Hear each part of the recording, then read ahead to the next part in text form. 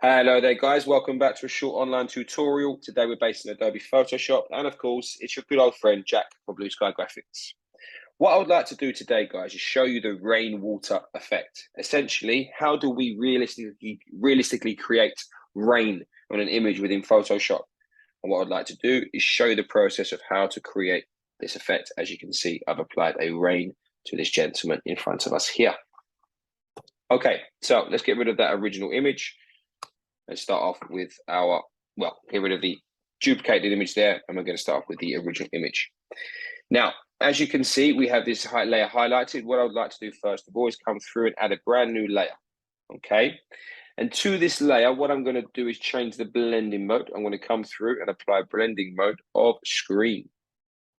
With that layer still highlighted, I want to convert it to a smart object because I will be applying a filter to it. And it's always wise to apply it to a smart object as you'll be applying a smart filter, which then allows us to edit and change at a later stage.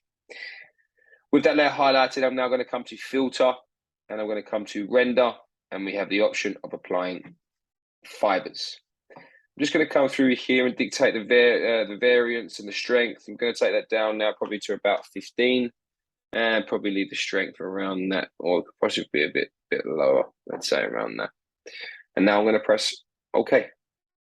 And as you can see, we're starting to get that rain effect. Okay. Now, as you can see, it's very light at the moment. So we want to affect that, make it a little bit more realistic. So I'm going to come through with my adjustment layers here and add one of brightness and contrast. I'm just going to start manipulating now, start to bring our brightness down, start affecting the contrast here. Maybe a little bit up there like so. Let's come to our layers, affect the opacity here. Really start to bring that through there, as you can see. Start to lower that a little bit there. Wonderful. Maybe bring this up a bit. And there you have it, guys. That's how you would realistically apply rain within Adobe Photoshop. If you're interested in finding out more about the school, please take a look at our website at blueskygraphics.co.uk.